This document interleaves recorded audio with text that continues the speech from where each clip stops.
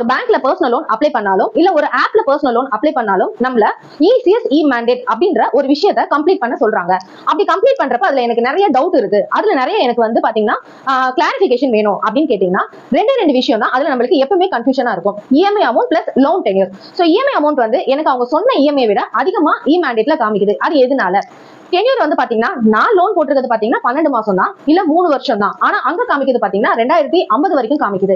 இந்த ரெண்டு டவுட் தான் மேக்ஸிமம் இருக்கும். ஃபர்ஸ்ட் டவுட் வந்து பாத்தீங்கன்னா இஎம்ஐ விட அங்க எக்ஸ்ட்ரா ஏன் அமௌண்ட் அதிகமா காமிக்குது? உங்க இஎம்ஐ அமௌண்ட்டை விட 1.5% வந்து உங்க அடிஷனலா அங்க வந்து ஆட் ஆகி காமிக்கும். ஏன் அப்படின்னா இன்கேஸ் நம்ம ஃபியூச்சர்ல பவுன்ஸ் பண்ணிட்டோம் அப்படின்னா அந்த பவுன்ஸ் சார்ஜஸோட சேர்த்து எடுக்கிறதுக்கு ஒரு லிமிட் தான் வந்து செட் பண்றாங்களே தவிர அது இஎம்ஐ கிடையாது.